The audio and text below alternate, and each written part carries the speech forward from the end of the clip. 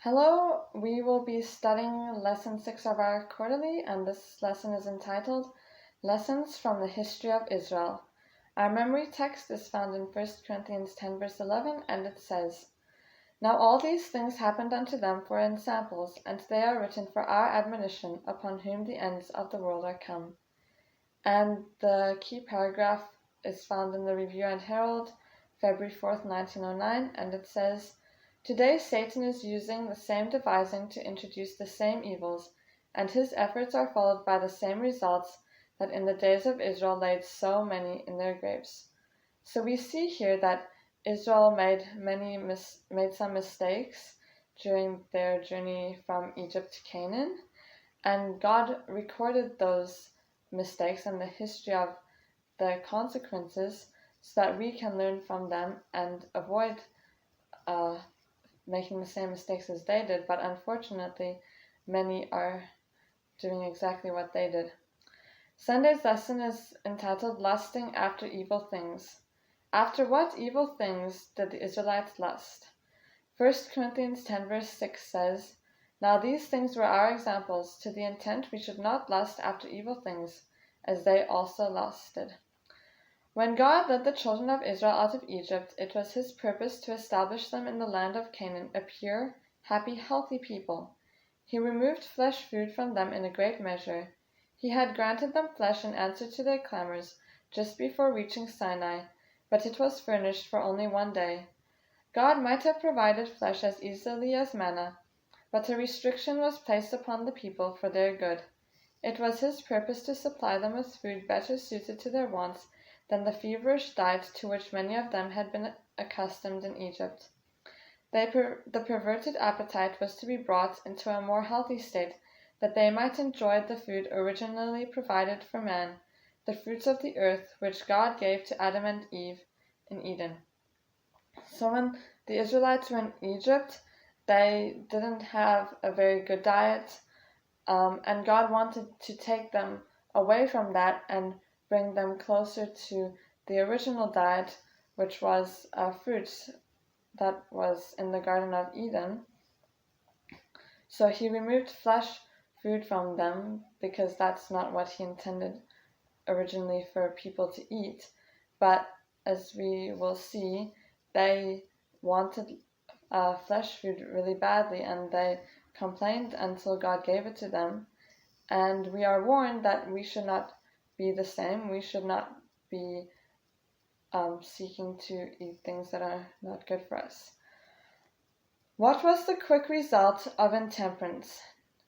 Numbers 11 verse 4 says, And the mixed multitude that was among them fell a-lusting, and the children of Israel also wept again and said, Who shall give us flesh to eat? And verse 20, But even a whole month, until it come out at your nostrils, and it be loathsome unto you, because that ye have despised the Lord which is among you, and have wept before him, saying, Why came we forth out of Egypt? And verses 31 to 34, And there went forth a wind from the Lord, and brought quails from the sea, and let them fall by the camp, as it were a day's journey on this side, and as it were a day's journey on the other side, round about the camp, and as it were 2 cubits high upon the face of the earth. And the people stood up all that day, and all that night, and all the next day, and they gathered the quails. He that gathered least gathered 10 homers, and they spread them all abroad for themselves round about the camp. And while the flesh was yet between their teeth, ere it was chewed, the wrath of the Lord was kindled against the people, and the Lord smote the people with a very great plague. And he called the name of that place Kibroth Hattaavah, because there they buried the people that lusted. And the paragraph from Patriarchs and Prophets, page 382, says, Their rebellious desires were gratified, but they were left to suffer the result. They feasted without restraint, and their excesses were speedily punished. Large numbers were cut down by burning fevers, while the most guilty among them were smitten as soon as they tasted the food for which they had lusted.